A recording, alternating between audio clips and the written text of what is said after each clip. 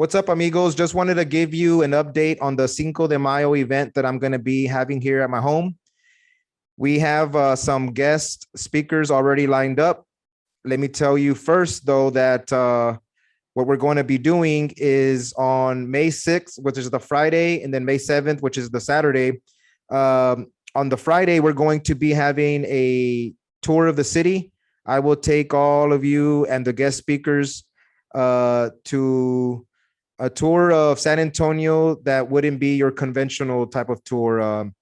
This is not a let's go check out the Alamo type of tour. This will be a tour of San Antonio or San Anto or Countdown City 210, more my style.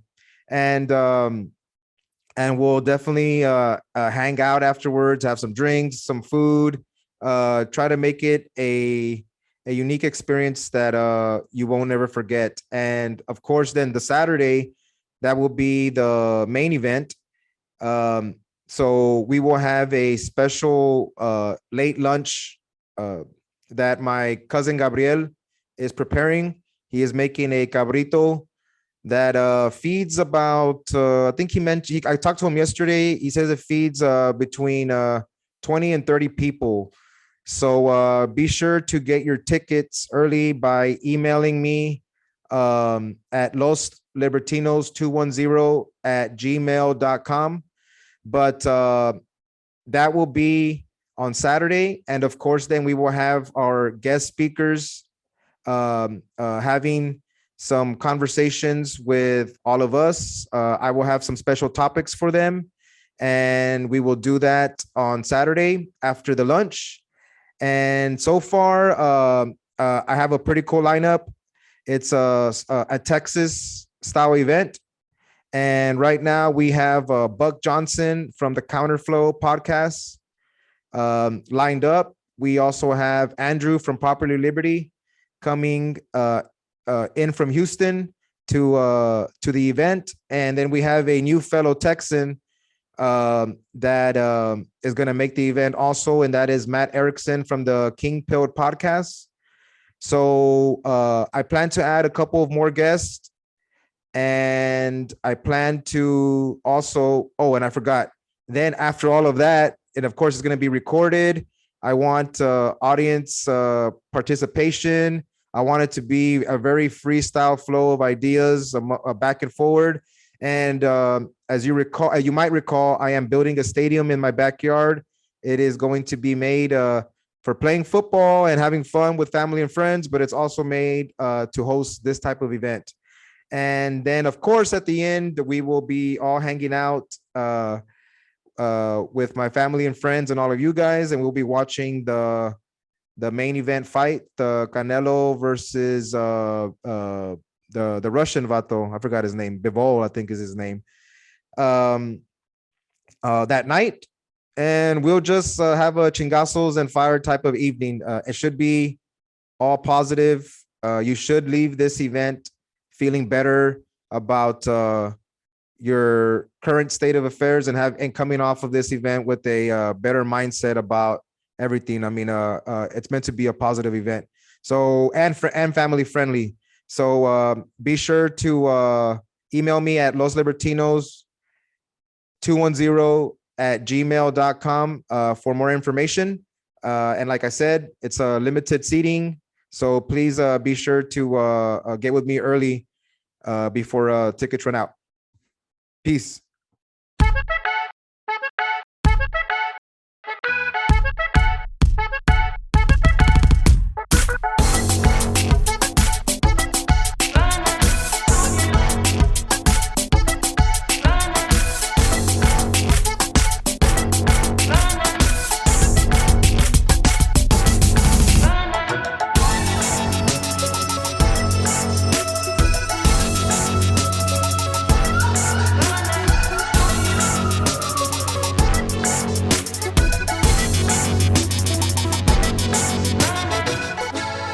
Welcome, everyone, to Los Libertinos podcast. I am your host, Carlos Abelard, and this is Chingazos and Fire, episode number 36. Our guest today is Paul Alexander. He is the owner of a multimedia company called Radically Rational Media, LLC. He's had a long career in the radio broadcasting business and has been a news director also. Now he is the host of the Radically Rational podcast, where he wants to see the return of the national discourse to a fact-based conversation and wants to make sanity sexy again. Welcome, Paul. Thank you so much, Carlos, and thank you for the invitation. I've been looking forward to this conversation. I'm a big fan of yours, and what you're doing sounds like fun to me. Thank you. And I know who you are because, being here in San Antonio, I've consumed your content over the years. And but a lot of people will not know who you are. So if you don't mind, can you please give us a background, born and raised, and anything you want to get into, just to kind of give the audience a general scope of who you kind of are? I appreciate that. I was born in Houston a long time ago, but my family moved to Lockhart, a small town just south of Austin, when I was 7. I'm a proud Lockhart Lion. My undergraduate degree in journalism is from what was then Southwest Texas State. I also have a master's in communications research from the University of the Incarnate Word. I've just been so fortunate. I'm saying this just humbly and gratefully. I've had so many opportunities afforded to me in so many areas of American media, including print, blogs, television, radio, magazines, advertising, things of that nature. And again, I think I hope that has done is that's given me an opportunity to see other people's points of view. And that kind of brings us up to date with where I am now. Perfect. Thank you, Paul. And so for the purposes of this conversation, since we've kind of always had our back and forth out of respect, I will describe or call the American system football. We'll say football today. And when I'm describing soccer, I'll say football. And I think we'll be on the, I think if that's okay, we can move forward here. But so I like to say before that character on that show that comes out on Apple, I already forgot what it's called, the soccer one where that coach goes, I don't know if you've seen it, that coach goes to Europe to go coach over there. I forgot what it's called. Anyway, I like to say that football is life, and that I use the game to help me push my pace and then also reflect on my own strategic game plan to score life goals. So in general, what is it about sports and the operating system of sports that billions of people around the world can connect into and then use it as they see fit? Yeah, I think first of all, it builds who you are. And at some point, I think it kind of shows who you are. The reason I've always been attracted to it is because particularly the teamwork aspect of the sports that I've been involved in, it's something I really enjoy. Sports ultimately is all about relationships. You can forget other things. You can forget a particular game. You can forget a particular play, but you never forget people. And the important thing to me is that sports provides a framework to foster those relationships that can really last a lifetime. And really my relationships with my teammates and coaches, and later when I became a coach with my players and fellow coaches and things like that, that's what really attracts me to it. Plus, you love something, Carlos, when you enjoy preparing for it as much as you do doing it.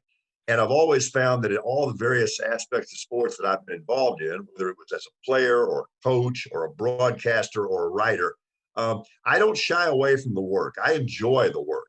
In fact, it kind of cleanses me and prepares me. So again, you love something if you don't mind preparing for it, and in fact, you love preparing for it.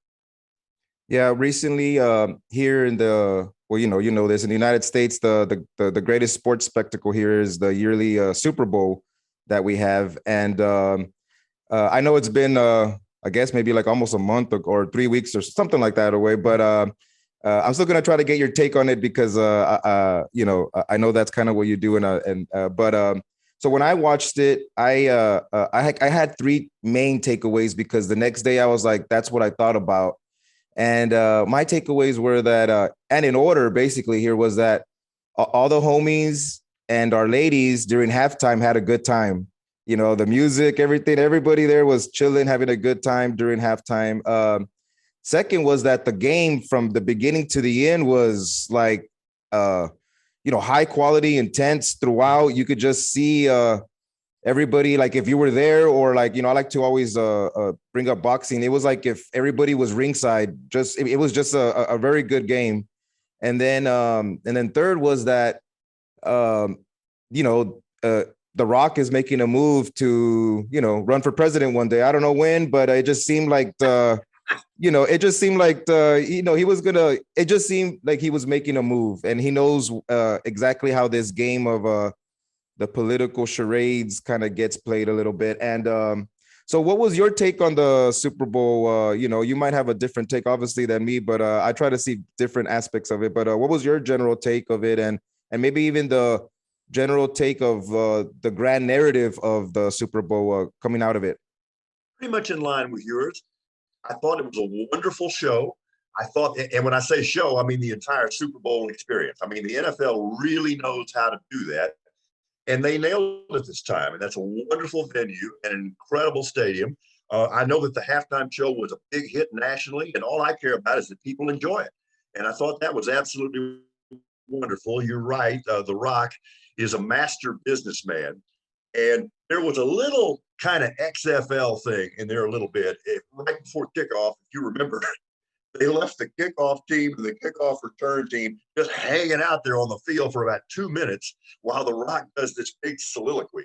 And it really was kind of sticky a little bit, but he pulled it off. So that was fine. And then I thought the football game, Carlos, was fascinating. If you love the sport and you're into the back and forth and the chess match and things like that, there were adjustments and counter adjustments. I thought it was absolutely hyper competitive. I thought it was really conducted at a high level. We had a very exciting finish. I thought that it was inevitable that we were heading toward overtime. And the Bengals couldn't get it in field goal position there in the last minute, but I thought it was a wonderful football game. I thought the better team won, but I also think the Cincinnati Bengals proved that they're going to be a force to be reckoned with for years to come.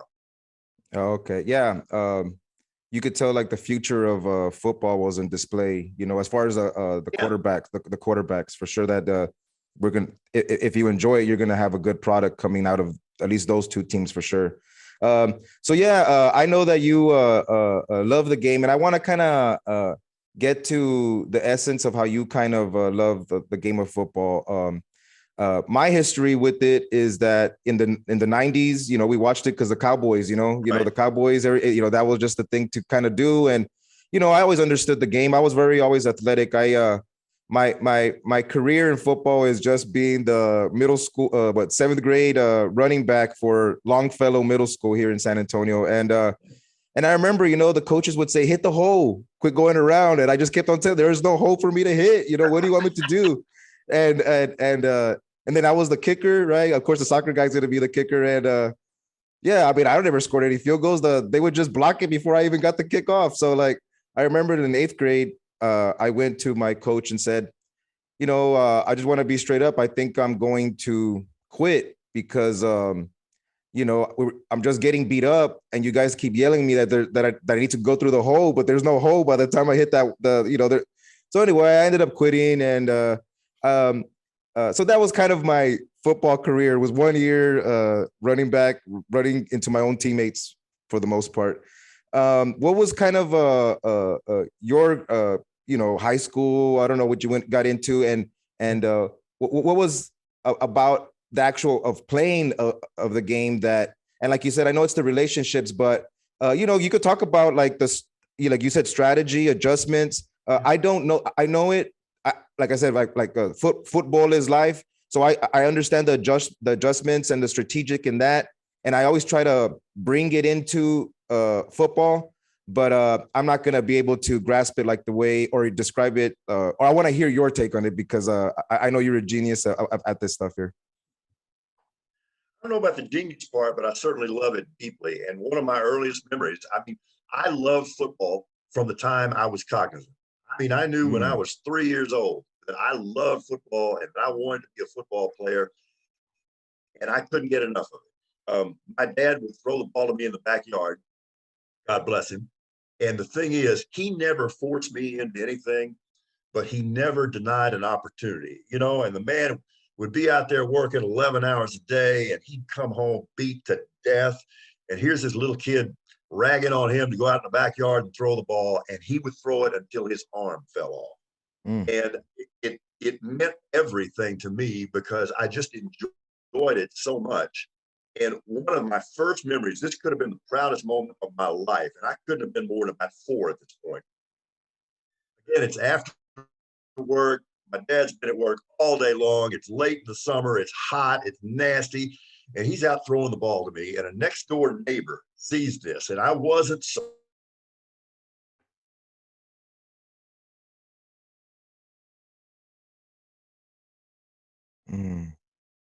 Hey, Paul, got cut off.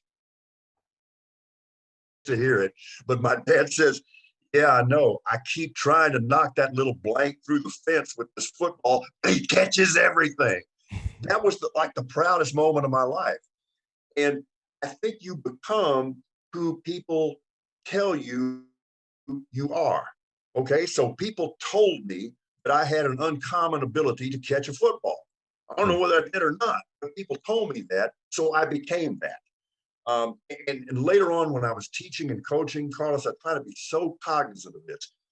You never know when you just told somebody, particularly a young person, particularly a kid, something that's going to change their life forever, for better or worse. So watch your tongue, watch your mouth, because you can crush a kid, but you can also lift up a kid and you can change their self-identity. I remember when I got to high school, and it's equipment day, and we've got a new coach who's giving out shoes and things like that, and he's up, on a ladder in the attic, getting shoes down and all that kind of thing. And he looks down and he sees me, and we've never met before because he's a brand new coach.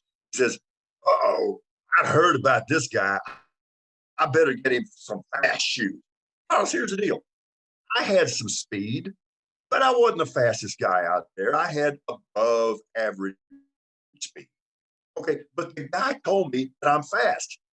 So damn it, I'm fast. So it's just so important to reinforce things with young people because they're going to become what you tell them they are. So make sure that's a positive thing.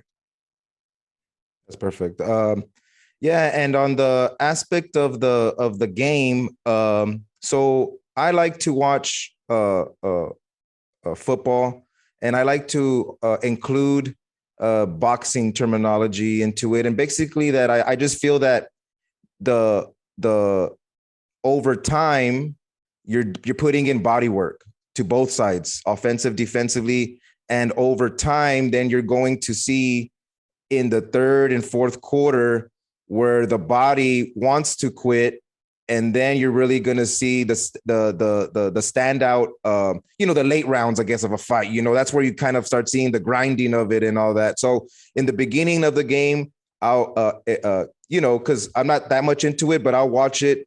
I can watch it on and off, and we're at a party, I keep an eye on it. But I know that it's the early rounds, and if you can get some points on the board and get some rounds in early and get them on, you try your best. You push it. But those later rounds are the ones that I'll start kind of paying attention more, just to kind of see who's tired, who's getting subbed out more. How is the line kind of like walking towards the next play? I'll notice the little things like that just to kind of see basically the body, the entire body of the team, how they're moving. So that's kind of how I see it a little bit, or try to see it. Can you kind of get into the strategic angles and the coaching side of it? Because I've never talked to a football coach or someone that's coached it, and it fascinates me, the game. Once again, you are right on point. This idea of out-toughing your opponent and being there late. Games in so many sports are settled in the latter stages. In football case, the fourth quarter, etc. And one thing, even as a player, I liked getting dirty. I liked the hard work.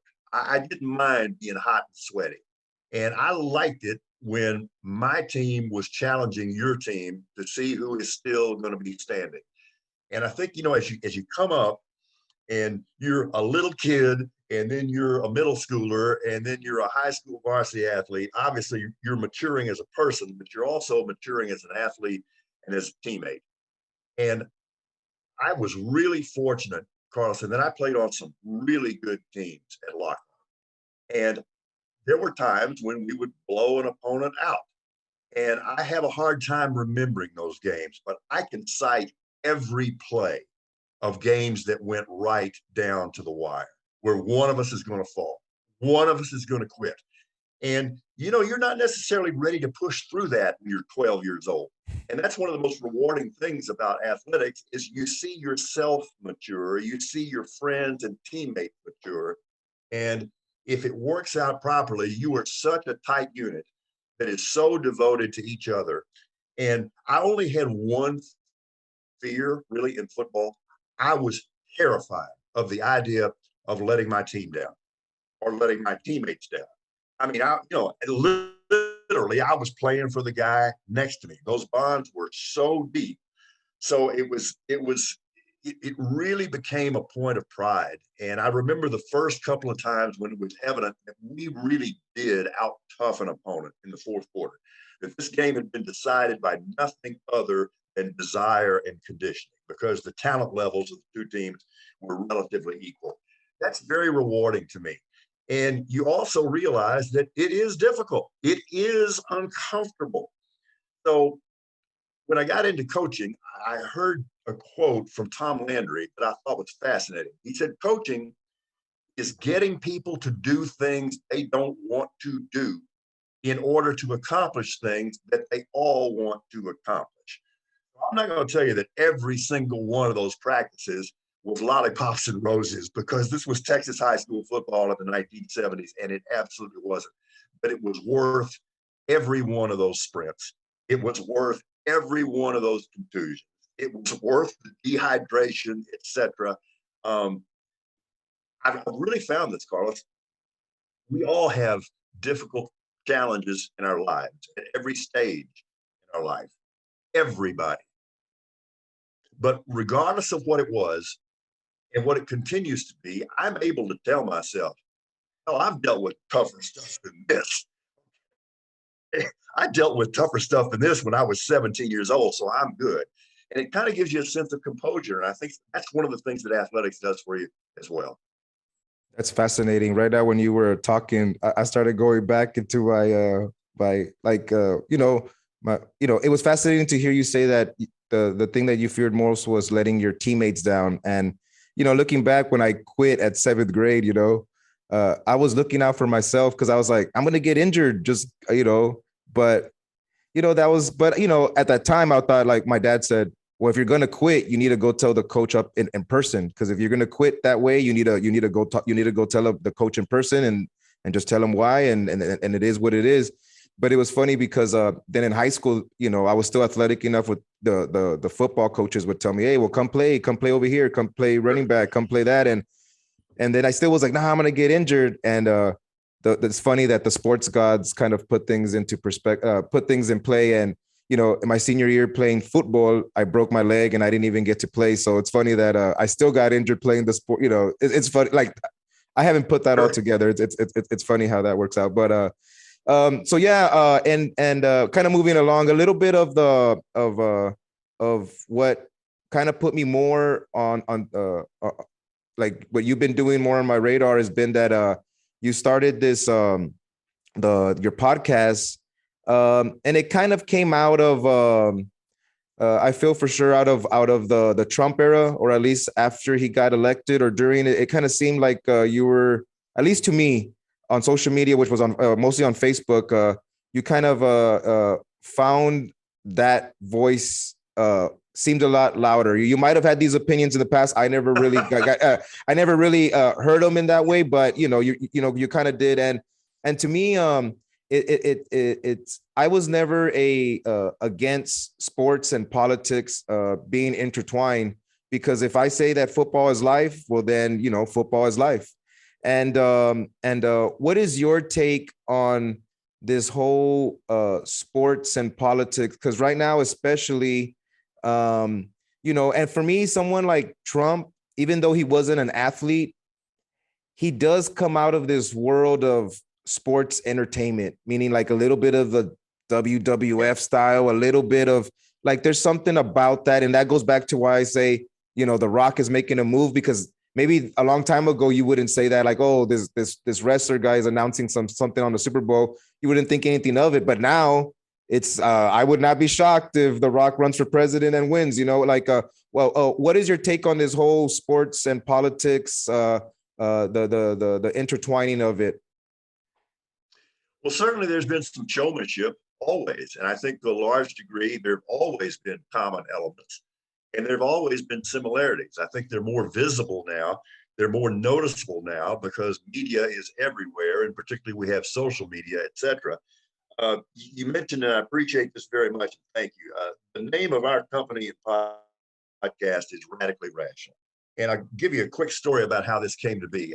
As you, again, were kind enough to mention, I spent a number of years as a local television news director in a variety of markets.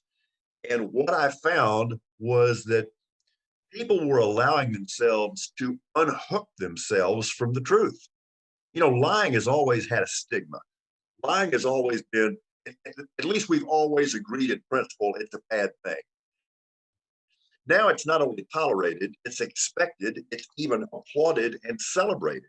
And to me, once a society gets to the point where we're not dipping into the same well of facts, okay, we've always been able to interpret facts differently, but until really recently, maybe a decade ago, maybe less, we still acknowledge the same facts. Now, what we did with those facts would differ from person to person, from party to party, et cetera. But now we have a situation, and it's just absolute gaslighting. You can see something with your own eyes and hear it with your own ears, and you can see documentation that is irrefutable, and somebody will look you right in the eye and say, no, you didn't. Okay, so we've gone to a brand new level of lying. And do I think that Donald Trump is the poster child for that? I do.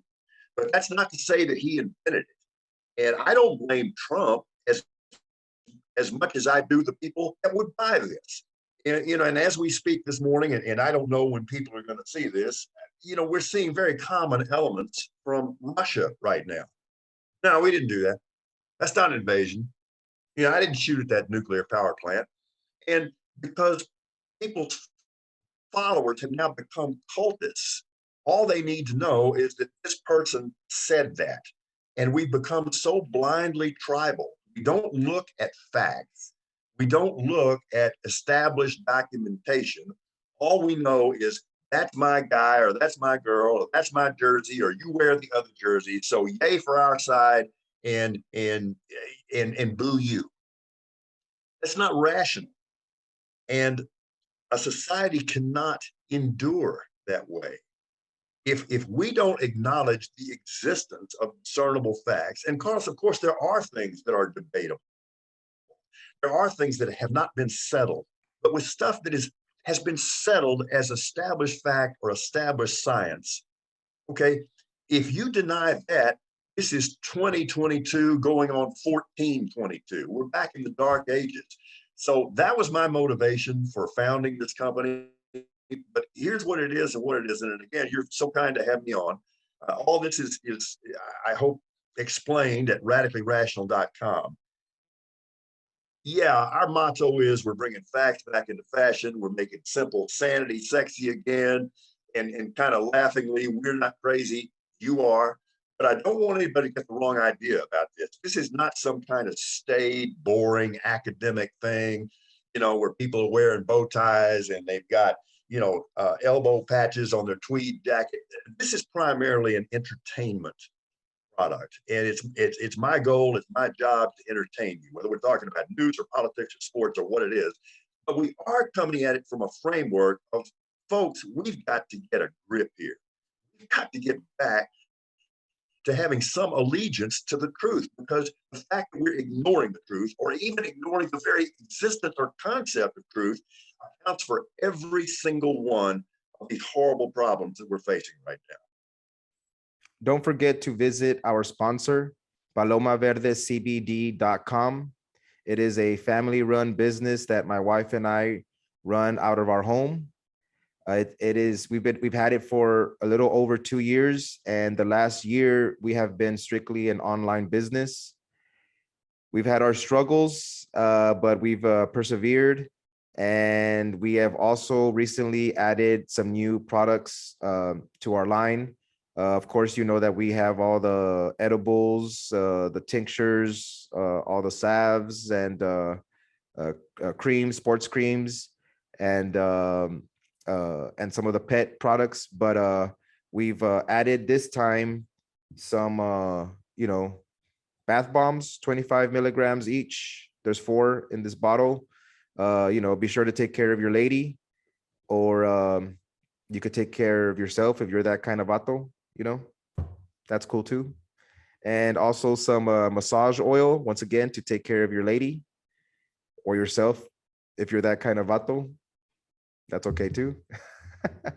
And when we first started the business, if any of you guys are aware, it was meant to help our fathers out. And at that time, the stigma behind cannabis products was still around here in our culture.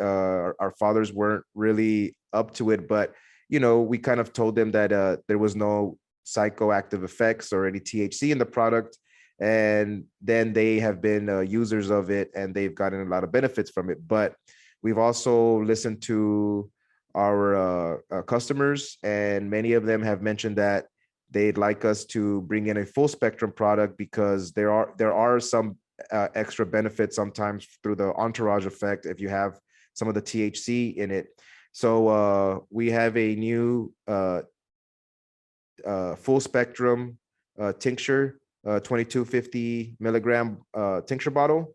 So you can be sure to check that out if you're trying to get some of that, plus all the other products that we have. So visit palomaverdecbd.com. Use the promo code Chingazos at checkout, CHINGASOS, for 20% off anything that you purchase, free shipping. So be sure to check it out. And I appreciate, Vanessa and I appreciate any of your support. Get your products, take care of your body and mind, and peace. Yeah, I take a little bit, since I've been doing the podcast, coming on close to a year. I take a little bit out of every interview, and since you're local and you come on my feed more, I'll check out what what you put out. And one of the things that I've taken is that yes, there is a baseline of what is mostly the truth, hey, come on now, this is obvious, but also in hearing you, and a little bit you kind of sound like if you're frustrated with like, hey, people, can we at least get a baseline of and then we can talk about it.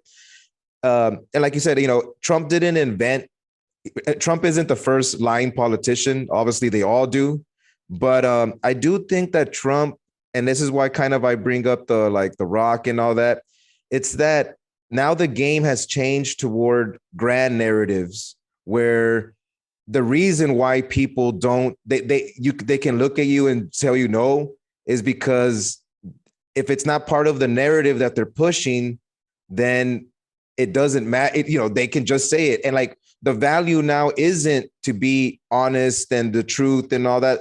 The value is, can your narrative beat their narrative? And Trump did at least give us, at least it gave me for sure that it made me take a step back and really I don't know if you've probably heard this before, where in the past you've heard and I always heard it, but I never put it into play in my operating system, which was that you would always say about, oh, all these politicians on TV, they hate each other, but then they go hang out. It's like wrestling. Hey, it's like a big wrestling, they hang out afterwards and all that. So I now watch some of this political stuff as if I'm paying my taxes to watch the theater. Now I know that there's actual policies that are involved and people, there's actual that happen. But for me, for it to not affect what I can control, my personal life, where it doesn't affect me like it used to, where I would get upset and I just kind of watch it like a game. Am I wrong to do it that way? Is my strategy, because I'm talking strategy of how I see it. Should I be a little bit more on the front foot against the people that just put out lies? Kind of what is your take? Well, I hear what you're saying. I do think things have changed a little bit. And you were kind of referencing a time where political opponents, there was a story about, like, for example, Ronald Reagan and Tip O'Neill, they could not have been any more different politically. And they'd go at it hammer and tongs all day. And then they'd go get a drink after work and they were friends and asked to eat. See, I don't think that's what's happening now, Carlos. I think this has changed radically. I think it's why it's so unhealthy. We have two parties now who truly hate each other. The point is, this maybe used to be a certain degree of theater. This is not theater now, except within the realm of a particular respective party.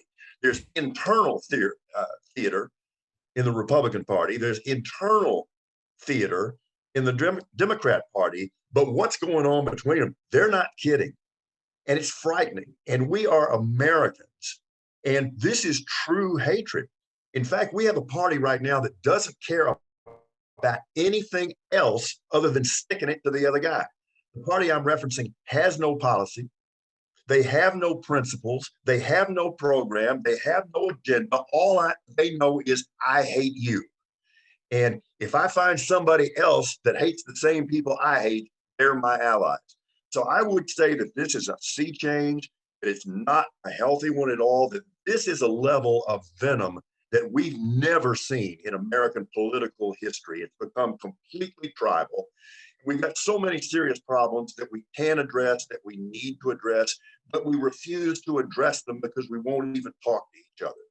So whoever hates my enemy is my friend.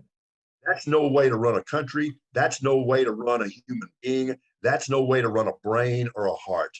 No society can survive with that philosophy. And this is a brand new level of mindlessness and venom.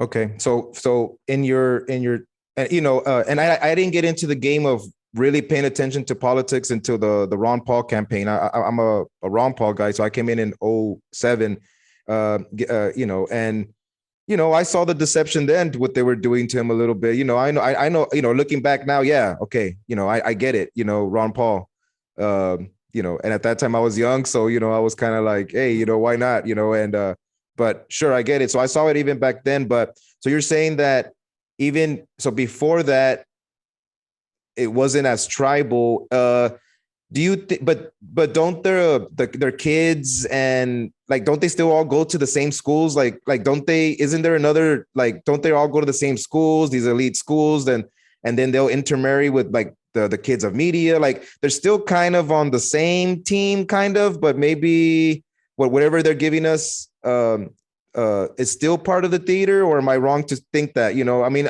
I guess I'm kind of disagreeing with you a little bit, that well, sure. I still think that they still intermarry. They're all still part of the same elite schools and all that. And I don't know, I guess I'm disagreeing with you a little bit, but you could put some pushback on me for sure. Like, I mean, I think that it's still that the theater had to get more intense, because the narratives that both, because you always hear about, what was it about, like, oh, everybody always like the House of Representatives, like they have like a 10% approval rating, but every time like the re-election rate is always like high for each one of their candidates. So it's like there's like these counter narratives of the grand narrative is like, hey, the House sucks over there, but not my guy, right? So it's always like a big narrative over there, and then it's like the closer it gets, like, oh no, my congressman doesn't suck. So it's these weird tensions that are always there. But I still think that that they're still all homies, and they're not real, but I don't know. I could be wrong. What do you think? Well, I think that's eroded. I would like to think that, and I'm so hopeful that maybe we can move back toward that. I I will say honestly that that's not what I'm observing right now. That this is so tribal right now. This is so anti-polar, us versus them. And it's going down to levels that we've never seen before, Carlos. I mean, it's one thing when we've got all this purely partisan venom going on in Congress, in some cases in the executive branch, in some cases in the judicial branch. But Carlos, look at what's going on in the country right now. And unfortunately, we've seen it because it's come to a head the last 2 years, particularly because of the pandemic. This just incredible divisiveness, this complete tribalism. This is us versus you. And I hate you because you're in the wrong. This is going all the way down to the local school board level, all over the country. These incredible fights that we've had, and this is just an example, but it's a recent one and one that everybody will identify with. But these recent battles over things like masks and vaccines and curriculum and the nastiness that is addressed at school board members, we haven't seen that before. You know, a society that doesn't value the education of their children or the safety of their children. This really concerns me because I think this is kind of a sad evolutionary societal change. We've got to the point where not only do we not care about your kids, we don't care about our kids anymore. And if there's one thing that has really been the hallmark of America and really any sane civilized society is that you love your kids and that you love your neighbors' kids. You know, and I know this got all kinds of derisive disdain when it was said, but it really does take a village.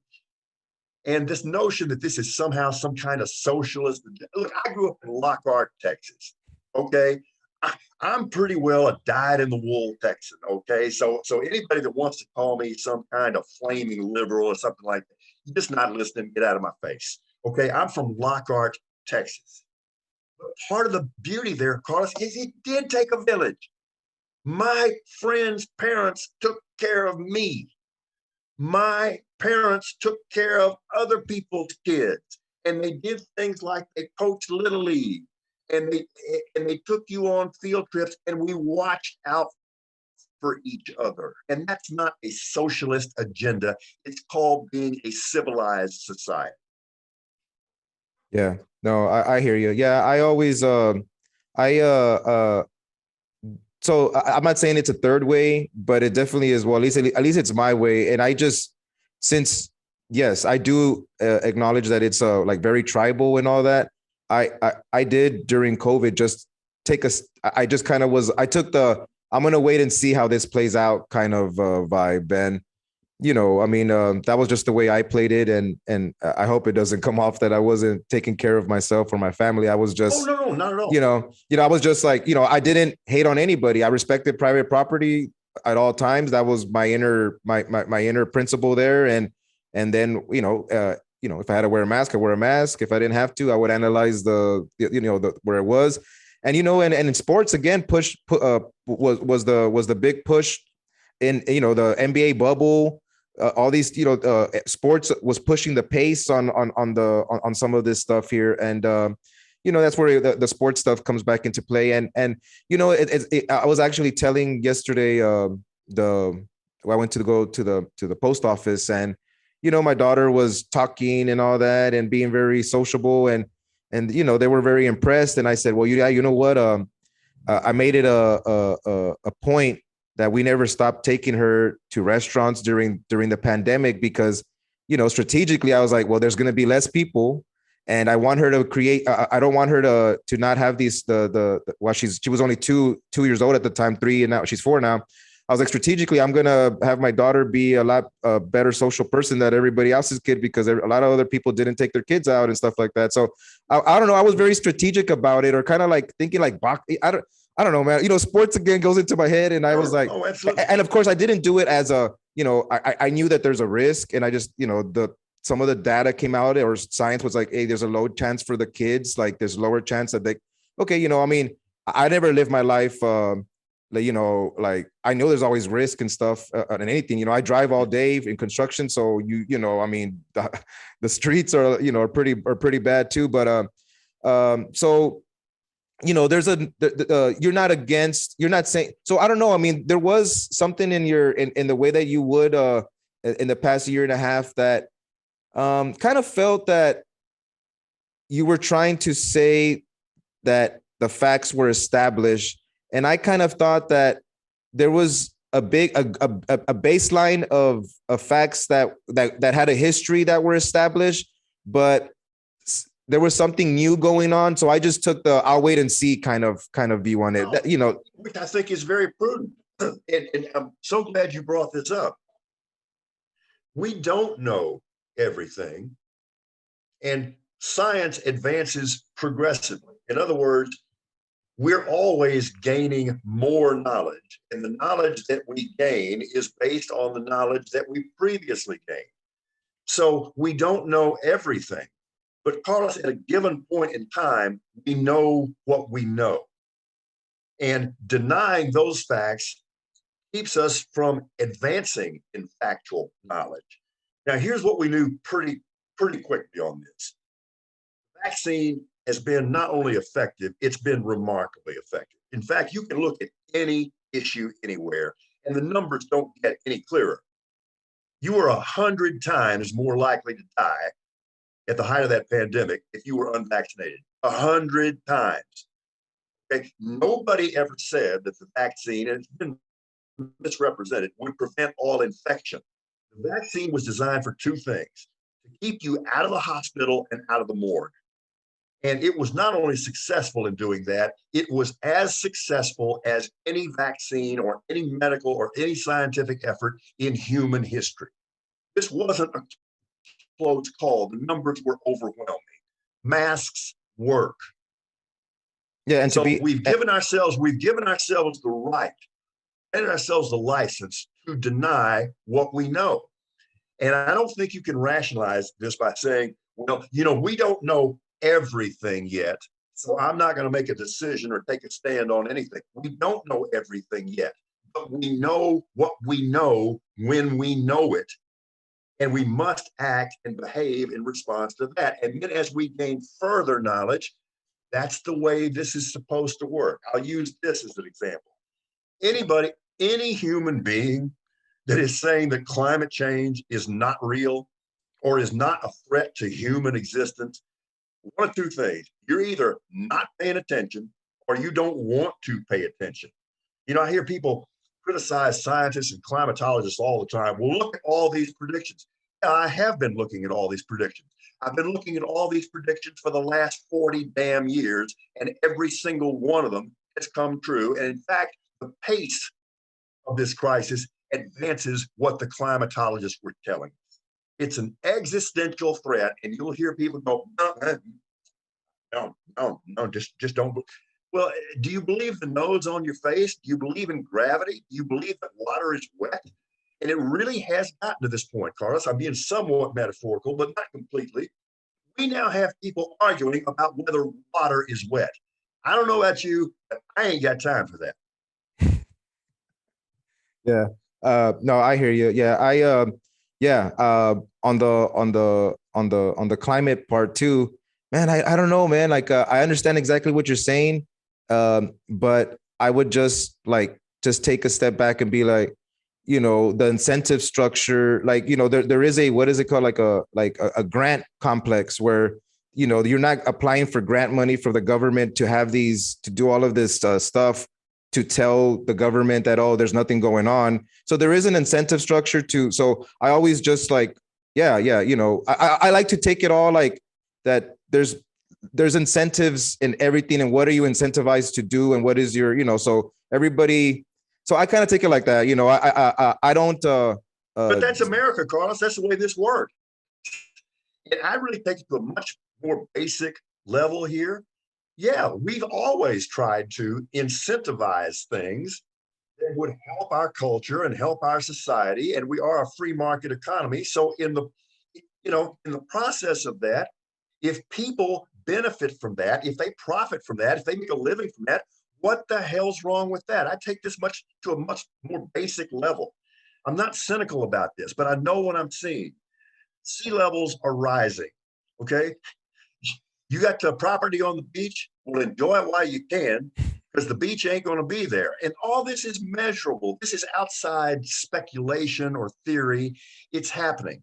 We're seeing things that have never happened before at a level that is just unimaginable. And it's not just a warm and fuzzy, it's not just a we are the world thing. This impacts people's lives. This impacts people's children and families. This impacts geopolitical relations. Okay, as climate conditions get worse in one area than another area, you think that's not going to cause wars? Okay, we fight over money, we fight over land, we fight over property. We're going to fight over not burning to death. We're going to fight over not having enough clean water to drink. We're going to fight over the fact that one particular area is much more prone to wildfires and, I don't know, Cat 9 hurricanes, because pretty soon we're going to have to invent a Cat 9. If you don't see this changing in a fundamental way, you're just not paying.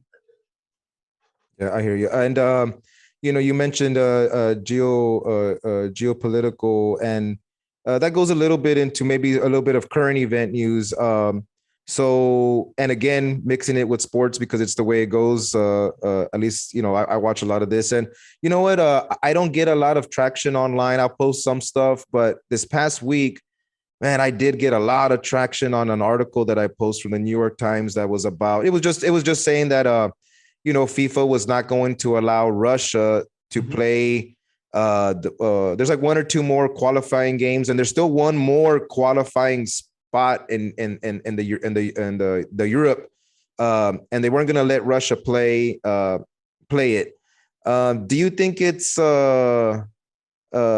FIFA's responsibility to kind of get in that way? They absolutely do. They live in this world too. I think it's everybody's responsibility. And Carlos, what we're seeing right now is not a disagreement between or among nations. What we are seeing here is war crimes. This is an entirely different thing. And part of sports is sportsmanship. Okay. And you're going to have to be accountable for your actions.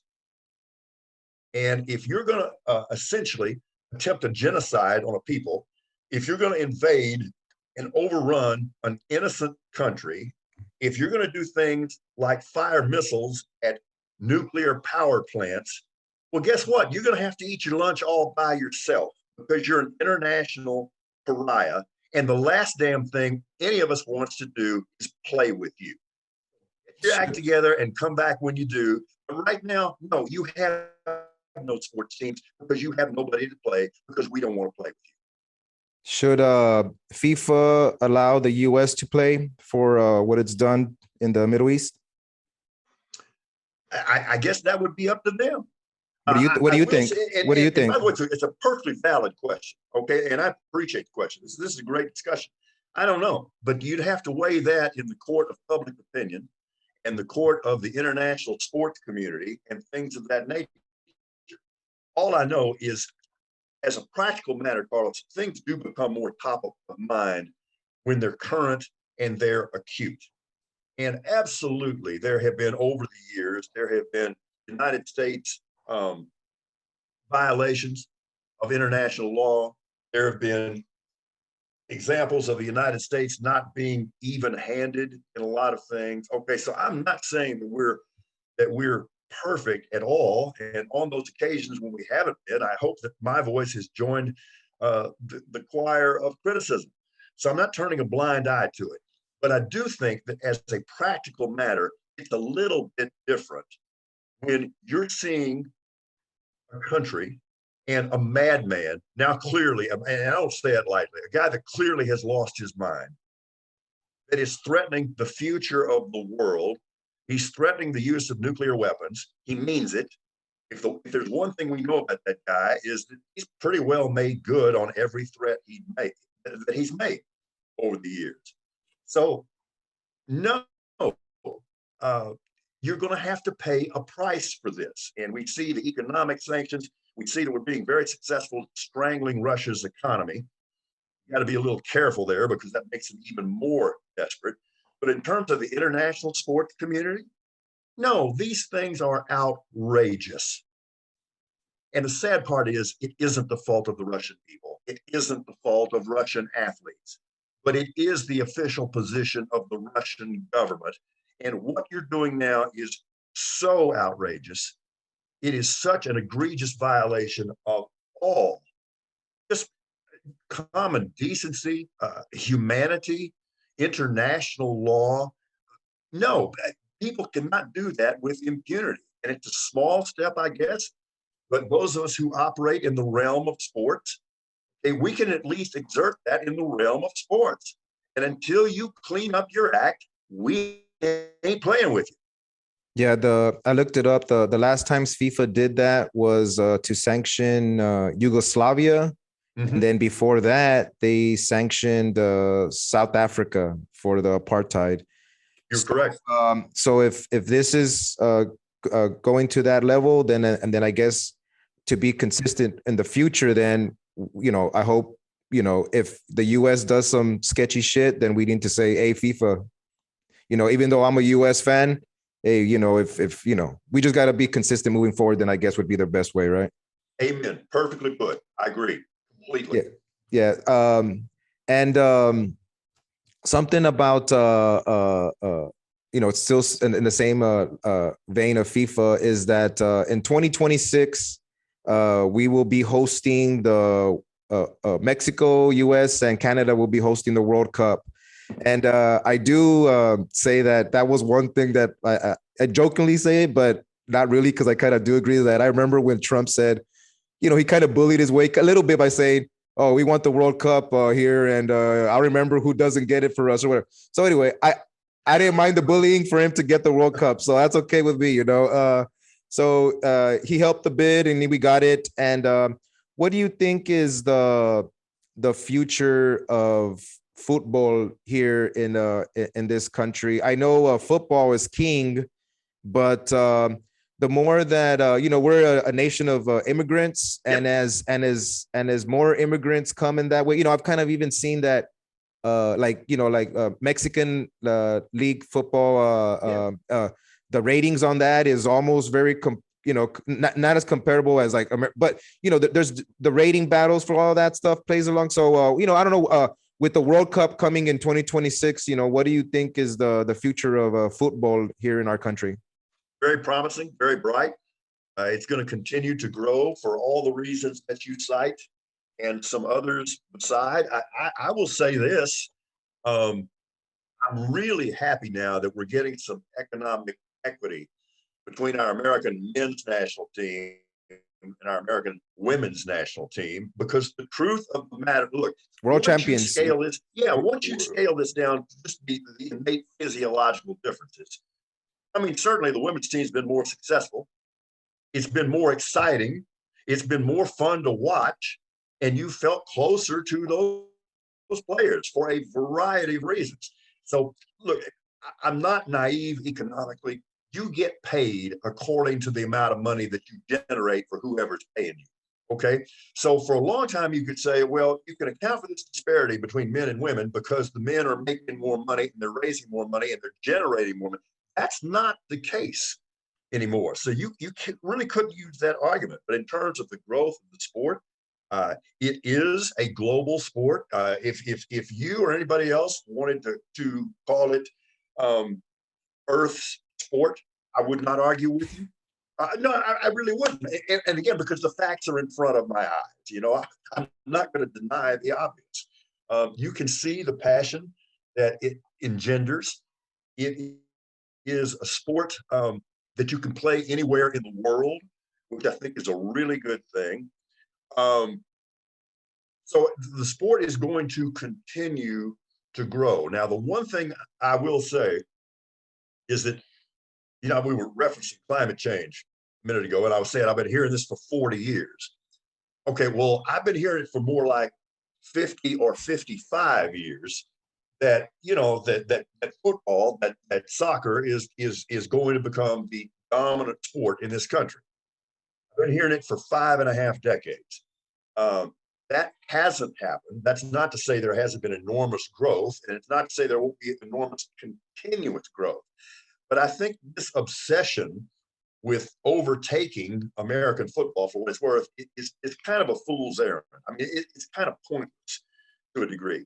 But I will tell you that I enjoy the sport, and my enjoyment has grown. You mentioned Ted Lasso, which I think is a brilliant program. That's on a lot of different levels, not just the sports one.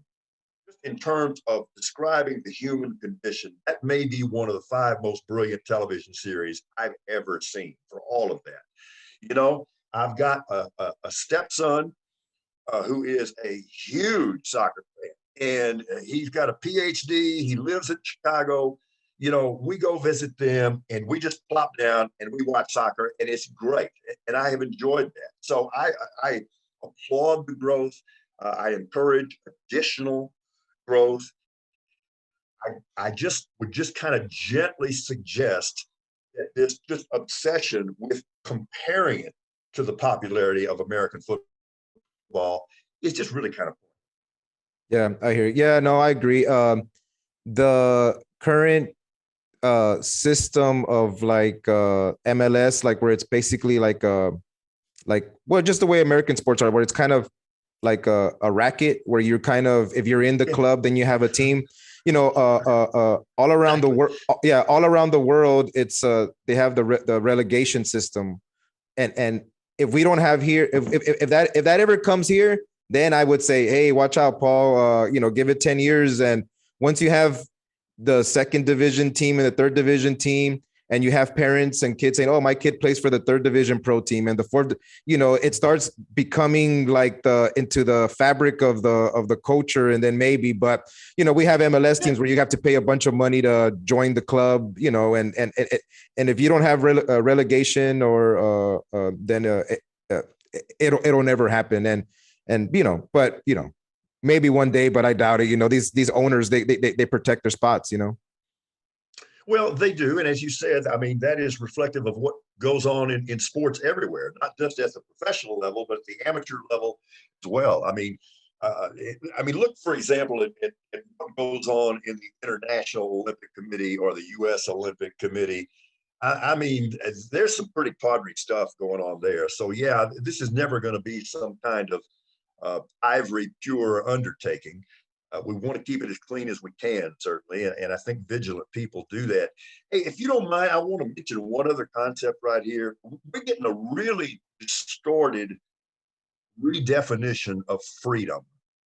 Okay, it really concerns me that people are redefining freedom.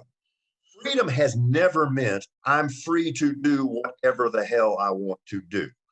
Okay, we kind of ask you to stop at red lights. We kind of frown upon it if you shoot somebody. Okay. So defining things that are dangerous to other people in terms of your personal freedom is an abomination. It's also illogical, and it makes no sense. I'll give you this analogy. Back in World War II, we were all in it together. Anybody want to call the World War II generation cupcakes or snowflakes? You want to go down that road? Because that was the toughest group of human beings in human history. All right, but we did this thing because we took care of each other. At night, we all turned our lights off. So if there were bad guys in the skies that wanted to bomb our neighborhoods, they wouldn't be able to see us.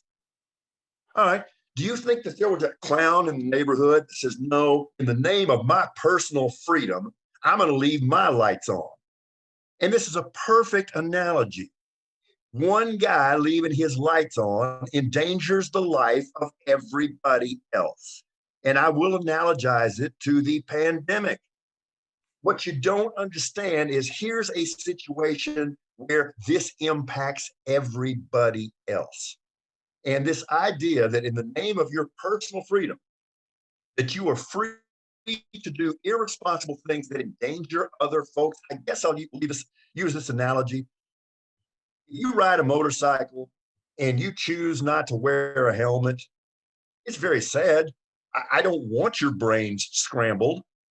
But if your choice of not wearing a helmet results in you getting your brain scrambled, I guess at some level you have a right to scramble your brains.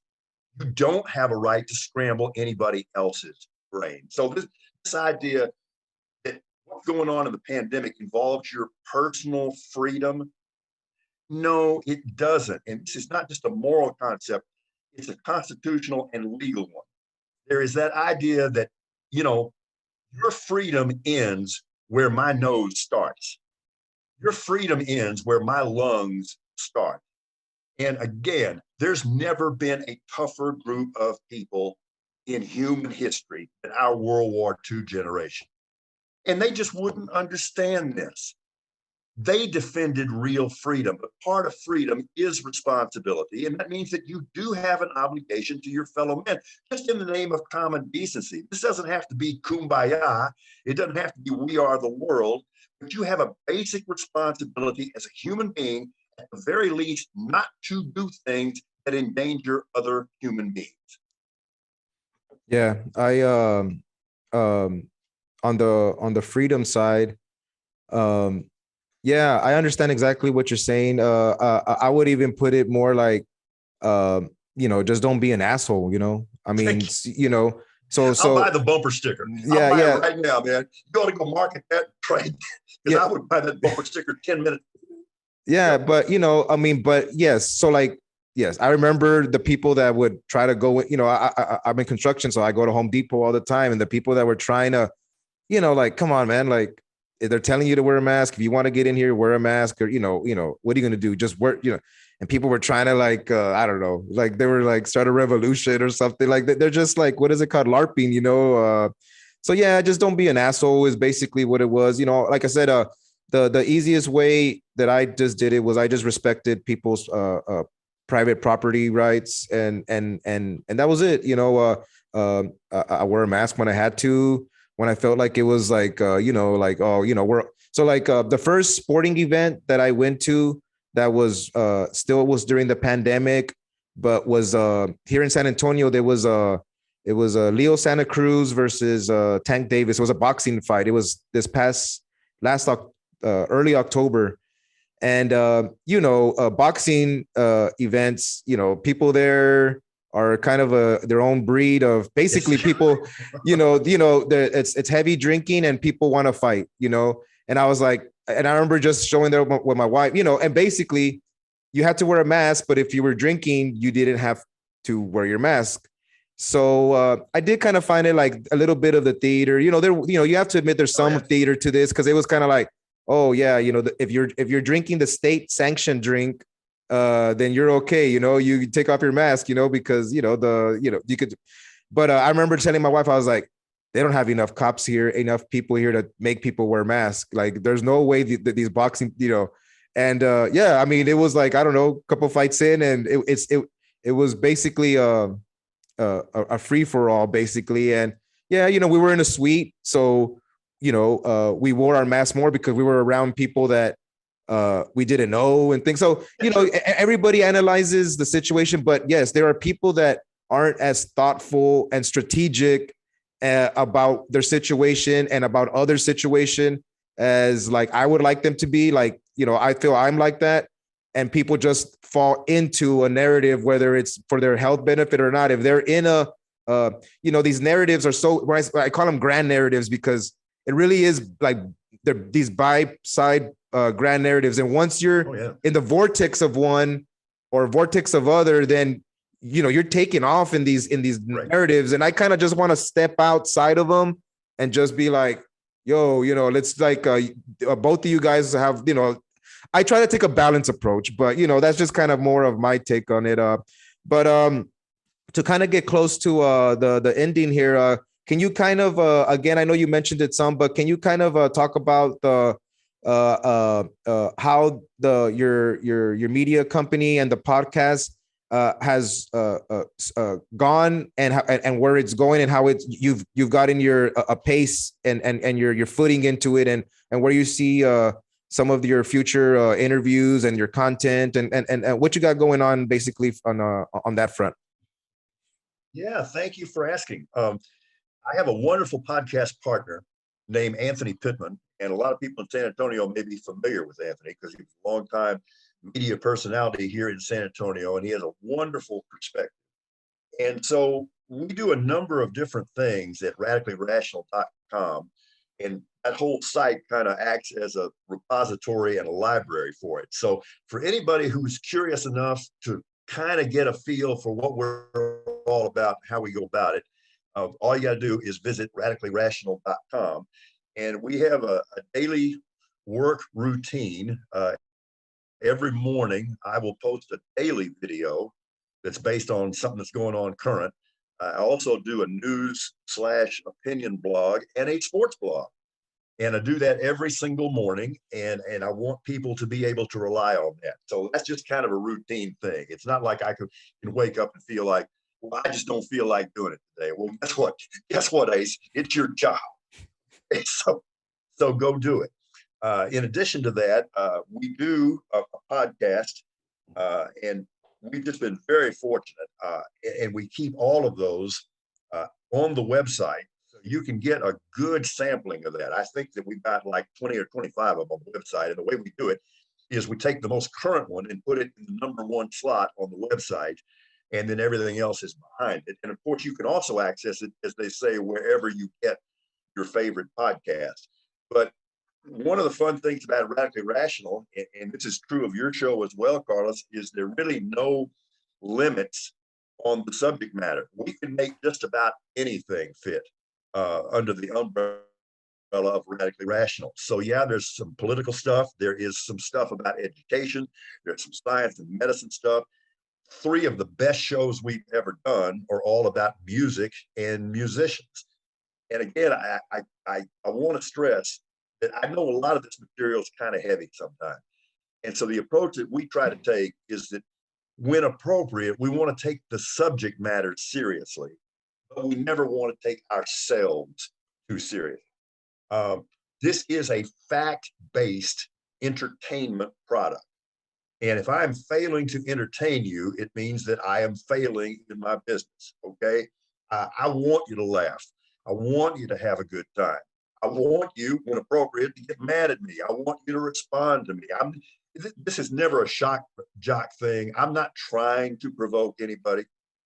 I'm just going to tell you how I think and how I feel and what my position is. And I'm going to try to do it in an entertaining fashion.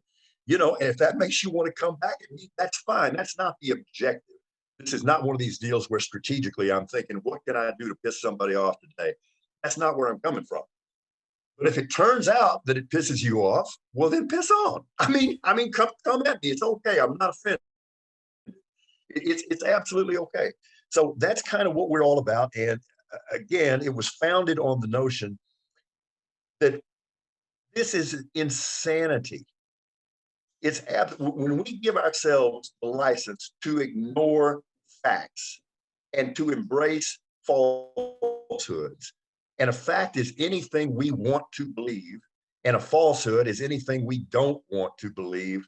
Okay, that is so out of whack. That is so out of equilibrium. A society cannot survive. And I think we're seeing evidence of that.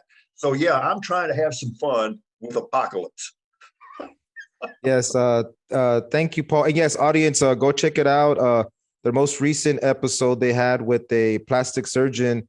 Like I said, I like to watch podcasts and content where I'm able to get something out of it and put it into my operating system. And I had not thought of plastic surgery in the way that it came off in that interview until I watched that interview. And so audience out there, go check out the interview and check out what they put. They're trying to give you content that you can keep with you for the rest of your life. I'll never look at plastic surgery like the way I did before, and now I'll look at it a lot different. And so yeah, Paul, thank you for coming on. I appreciate it. I would like to extend an invite that whenever the Champions League final game is comes up here, like in midsummer, I'd like to invite you over to my house to come watch the game here with me.